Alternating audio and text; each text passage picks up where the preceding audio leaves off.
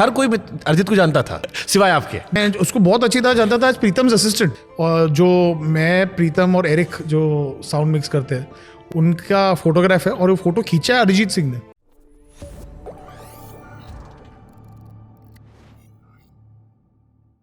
आपने अरिजीत को कैसे मिला? क्योंकि मैंने एक वीडियो देखा कि जीत दादा से भी मिला, मैंने उनसे अलग बात की, मिथुन अलग बात की, हर कोई अरिजीत को जानता था। हाँ, सब जानते सिवाय आपके। नहीं, हाँ नहीं, मैं जानता था, मैं उसको बहुत अच्छी तरह जानता था एज प्रीतम्स असिस्टेंट। और एक्चुअली आप देखोगे तो कुछ फोटोग्राफ्स मैं आपके साथ शेयर करूंगा, और जो मैं प्रीतम और एरिक जो साउंड मिक्स करते हैं उनका फोटोग्राफ है, और वो फोटो खींचा है अरिजीत सिंह ने। हाँ, वो एक फोटो स्टूडियो वाली। फोटो yes, बट वो अरिजीत बहुत टैलेंटेड असिस्टेंट होता था कि ऐसा पहले अरिजीत दादा का। हाँ, कोई ऐसे थे, किसी का नाम लेके उन्होंने कहा कि आर.डी. बर्मन ने तो नहीं, प्रीतम दादा ने पूछा कि तुम ये फोटो क्यों खींच रहे हो भाई? बोला इसे नहीं, मैंने आर.डी. बर्मन और ऋषिता का फोटो, जिससे तुम्हें लगता है आर.डी. बर्मन और ऋषिता है।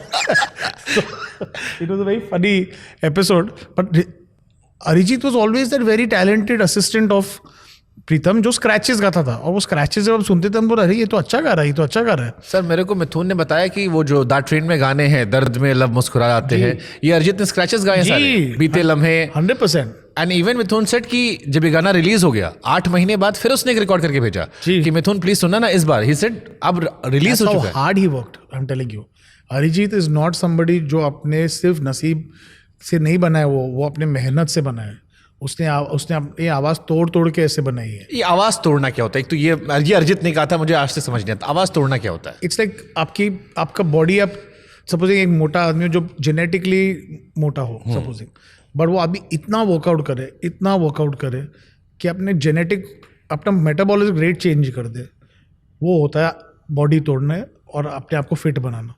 This is what Arijit has done to his voice by रियाज कर करके प्रैक्टिस करके, लोगों के स्क्रैचेस गा के, उनसे सीखना कि क्या, और फिर फाइनल गाना सुनना कि क्या वो रियल सिंगर ने, स्टार सिंगर ने क्या किया।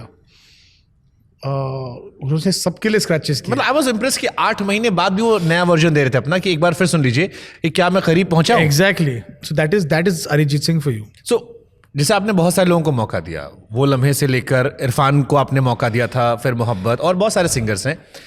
अरिजीत सिंह क्यों अरिजीत सिंह बन गए कि वो सदाबहार हो गए? जैसे आज मैं कई बार मजाक में कहता हूँ कि इंडिया में आलू और अरिजीत सिंह सबको अच्छा लगता है, कहीं भी एडजस्ट कर दो।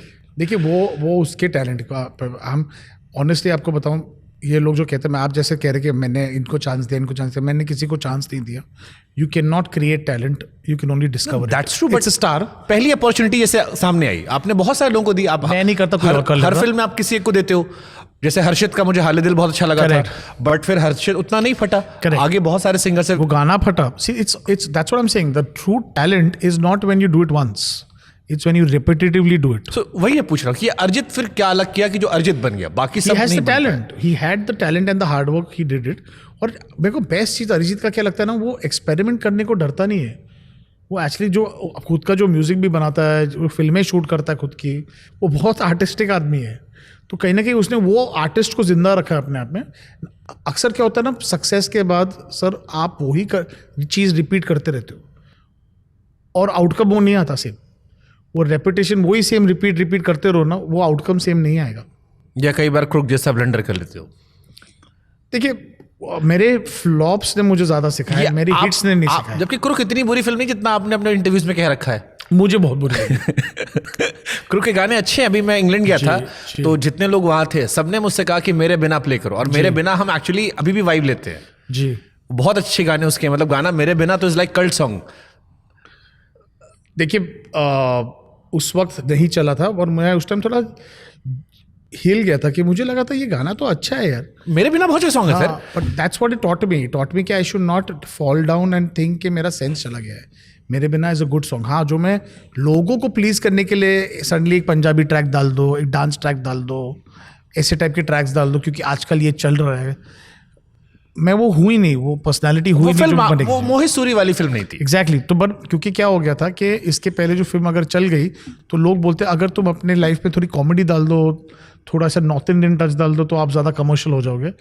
क्या होता है जब आपके पास फेलियर होता है ना, तो कोई आपको सिखाता नहीं है, आपको खुद सोचना पड़ता है।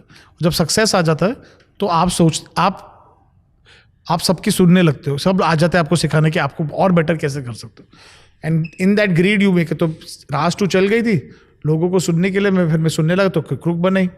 पर फिर क्रुक के गिरने से मुझे ये पता लगा कि I have to go back to my core, rediscover my roots, and I made murder 2।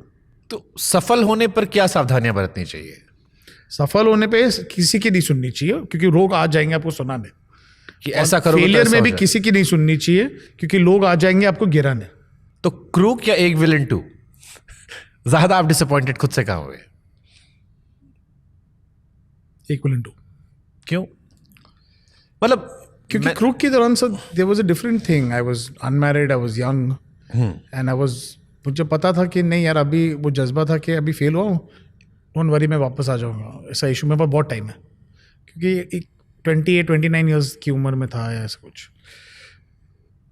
Problem क्या होता है जब आप 40 के अराउंड और 20 साल से आप वो काम कर रहे हो, आपको डर वो ये लगता है कि is the best behind you. और सच पूछो तो लोग ऐसा कहना शुरू कर रहे थे। मतलब बहुत सारे रूमर्स उड़े। या एक जैसे आया कि आप आशिकी 3 में थे। correct, and I actually they decided to make the film without me was a is true? choice, because yeah, it is true ये एक विलन 2 की वजह से।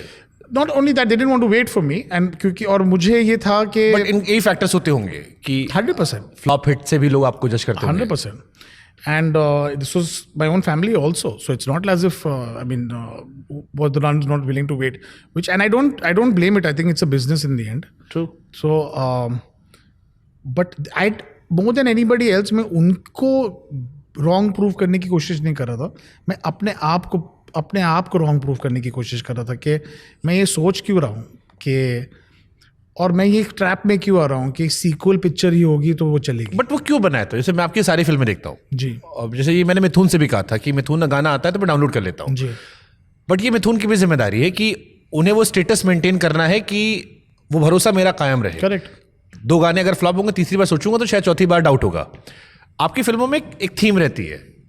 मुझे लगा सब कुछ हो गया बस, जैसे दबंग आई, दबंग 2 आ गई कि एक फ्लेवर चल गया, गलियां चला था, गलियां रिटर्न हो गया, सब कुछ हो गया उसमें। मतलब मैं उसमें बहुत रिलेट नहीं कर पाया। नहीं, मैं वही बोल रहा हूँ, मैं बोल रहा हूँ कि सडनली मैं वो मलंग के बाद वापस जो अच्छी Malang, I don't think was a very honest film. I think Malang was very good film. Yeah it's a very good and very honest film, and Aditya आपने कोई पीक वीक पे नहीं था in fact, but he was the right casting for it, and I am not blaming this thing. I try to make a commercial kind of, ये actor को भी ले लो, star को भी ले लो, गाने को रीमिक्स कर लो, I try to do everything. But why? जो एक मतलब इस बिकॉज इन माई ग्रीड, क्या? एग्जैक्टली इन माई, मैं देखो, अगर आप, मैं इसलिए आपको कह रहा हूँ, आपके फ्लॉप्स आपको ज्यादा सिखाते हैं in this greed to reach box office success and reach that number जो मुझे एक विलन 1 में मिला था, मुझे वो हाई वापस that was a class film. उसमें रितेश देशमुख कैरेक्टर अभी भी डराता है सर मेरे को। Correct. So I was Shraddha की trying death- to get that same opening of 16.5 crore जो मुझे वो टाइम पे मिला था, मुझे वापस चाहिए वो, मुझे वो नहीं मिल रहा था। तो मैं उसके सर्च में मैं हर चीज़ सेफ खेल रहा था कि एक एस्टैब्लिश स्टार को ले लो, गाने को रीमिक्स कर लो, 2 एक्ट्रेसेस ले लो, 2 हीरो ले लो, एक्शन ज़्यादा बढ़ाओ, इमोशन पे कम करो, स्पेक्टेकल पे ज़्यादा काम करो। ये सब गलत चीज़ें है पिक्चर बनाने के लिए। These are the wrong reasons to make a film. What I understood after what I was feeling more bad about, कि क्रूक के दौरान तो चलो मुझे पता था मैं गलत गया, यहाँ पर मैं बोला मैं तो बहुत गलत गया, क्योंकि मैंने वही किया था जो क्रूक में मैंने किया था, कि लोगों की सुन के मुझे लगा था कि अभी कोविड के बाद ऐसा टाइप का सिनेमा चलेगा, और फिर मैंने किसी की नहीं सुनी, और I went and I made a new Qamar film जिसमें कोई सीक्वल का बैगेज नहीं था, कोई लिव अप टू नहीं था। आशिकी में भी you are trying to live up to the music of this thing, कोई एक्टर का ओपनिंग नंबर नहीं था, मैं सिर्फ अच्छी पिक्चर बनाने गया। मुझे एक दोस्त थे मेरा जो, जिसने मेरी राइटर था तुषार हीरंदानी, जिसने श्रीकांत बनाई थी, और मुझे वो पिक्चर इतनी अच्छी लगी थी, गुड फिल्म। और मुझे लगा था कि यार वो दोस्त मेरा बड़ा भाई जैसा है, वो after writing Masti and after writing Dhamaal, वो बोल रहा था मुझे काम अच्छा करना है, I am not that this thing, but he wanted to do his own kind of way of making, he didn't also want to make a sequel film. वो अगर ऐसे कर सकता है अपने शुरू of his career after being older than me, why can't I do it?